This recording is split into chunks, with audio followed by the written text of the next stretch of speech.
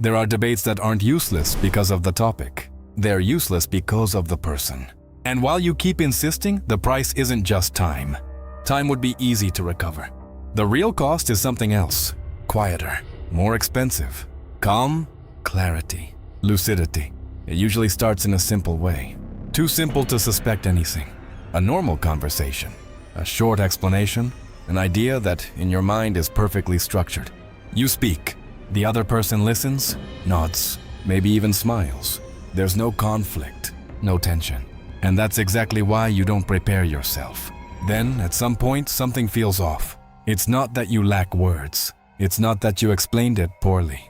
In fact, you do the opposite. You simplify. You give clear examples. You shift the angle. You make sure they say they understand. Everything seems fine. But minutes later, something strange happens. The idea didn't land. It left no trace. It triggered no internal shift. And a feeling appears that's hard to name. It's not anger. It's not sadness. It's exhaustion. Not physical exhaustion. Something deeper. Maybe it didn't happen once. Maybe it happened many times. Maybe it wasn't one person. Maybe it was several. Different ages, different backgrounds, different lives. Same pattern.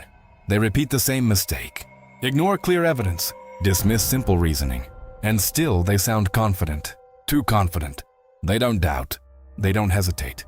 They don't pause. And you look at them with a question you don't say out loud. How is it possible to live like this? Most people believe something that sounds fair. Something that feels right. They believe anyone can understand. If you explain it well enough, that anyone can think if they just try hard enough. We were raised with that idea. We repeat it without questioning it. But experience, when you really observe it, says something different. Many people don't actually think, not deeply. They believe, they repeat, they adopt ideas from others and defend them as their own, without ever examining them internally. When you present logic, they don't respond with logic. They respond with rehearsed lines. When you show evidence, they don't evaluate it. They react. When you point out a contradiction, they don't consider it. They double down. They're not having a dialogue with you. They're defending themselves. And here's the crucial part. You think you're discussing ideas. They feel like you're threatening something deeper. Identity, belonging, security. When an idea serves that function, questioning it doesn't feel like exchange. It feels like attack. So you lower your tone. Choose your words carefully. Explain again. You're not trying to win. You're not trying to dominate. And still, something breaks. Not because you're unclear. Not because there's a lack of data. It breaks because you're expecting thought where there is none. Expecting analysis where there is only repetition. And as long as you keep expecting it, you'll keep hitting the same wall. You present a simple argument. They answer with a slogan. You show clear proof. They answer with emotion. You point out a contradiction. They look at you like you're overreacting. It's not malice. It's not distraction. It's limitation. You speak in nuance. They hear danger. You doubt. They harden. You open possibilities. They need closure. Because doubt isn't just an intellectual skill. It's an emotional burden. To doubt means losing ground. Admitting that something holding you up might not have been solid. Not every mind can live in that uncertainty. And then the erosion begins. Not all at once. Not as a dramatic collapse. Slowly. You try again, and again, and again. Not out of pride, out of hope. The quiet hope. That this time something will click. But it doesn't. And every attempt costs you something. Energy, patience, clarity. Without noticing, you start doing something dangerous. You lower your level of thinking. Trim complexity. Remove nuance. Speak in black and white. So you don't lose them. But something is lost anyway. The conversation doesn't become clearer. It becomes poorer. And without realizing it, you begin defending simplified versions of ideas that were once complex and alive in your mind. Then comes an uncomfortable feeling. Not rage, not sadness. The feeling that you betrayed yourself, just a little, to sustain a conversation that couldn't sustain you. Arthur Schopenhauer saw this more than 2 centuries ago. Not from contempt, from clarity. He understood something difficult to accept. Most people don't fail at reasoning because they lack information, but because they have real cognitive limits. The belief that everyone can understand, if you explain it well enough, is comforting. But it's an illusion, and illusions protect ego, while punishing clarity. Deep intelligence is rare. It always has been. It isn't evenly distributed. It doesn't activate on command. It doesn't respond to desire. Accepting that doesn't make you cold. It makes you honest. When you accept it, something settles inside you.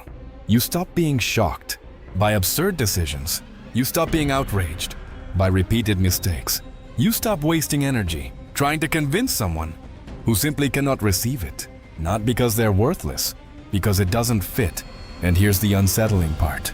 The people with the least analytical depth are often the most certain, the most aggressive, the least willing to doubt. The less someone understands, the more forcefully they assert themselves. It's not strength, it's defense. Doubt requires a difficult internal move, looking at your own idea from the outside. For many, that move doesn't exist. That's why someone can defend an error as if it were sacred truth.